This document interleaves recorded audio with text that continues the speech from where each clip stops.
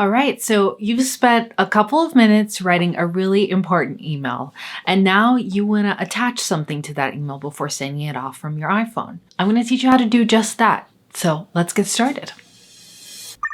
The first step we're going to do is we're going to actually click on this little paper clip icon. And after we do that, we're going to get a pop-up like I just did, saying Gmail would like to access your photo library. Now I'm actually using Gmail to send this, and you can either choose to limit the access, which means you'll select what photos that Gmail has access to.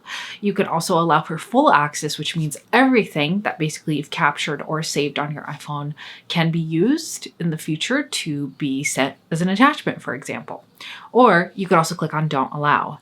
Now, I don't recommend on clicking Don't Allow just because if you don't allow, then well, nothing will get attached and therefore you'll have no attachment. So I personally always go with limit access just because we always have to be a little careful. You know, there's a lot of information about us out there. Basically, we want to be selective about what we want to share, especially with, for example, Gmail, right? If things happen, if Gmail gets hacked, guess what? That might compromise perhaps your information. So now that I've clicked on it, I can now see that there's a pop-up with the photos that I have and videos as well. So the first thing I'm going to do is I'm actually going to click on the photo that I want to attach to my email, which is, lo and behold, the photo of flowers that I did for the last tutorial. So we're going to click on that.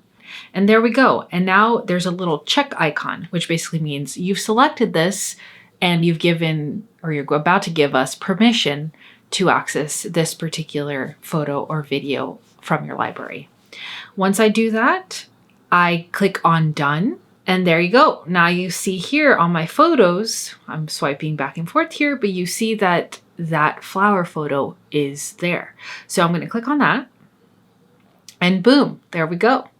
Now it's in the email. So if I click on it, I can also convert it to sending as an attachment, right? So that means that the photo won't be embedded on the email that I just took some time to write. Maybe I just want to have it as a link. So I'm going to click on Send as Attachment, and there we go. It's an attachment to the email. And that is how you place an attachment to an email you're about to send. If you have any additional questions, also please let me know in the comments down below. Always here and always happy to help. And also let me know what other tutorials you would like to see, because I'm here to help. So until next time, thanks for watching.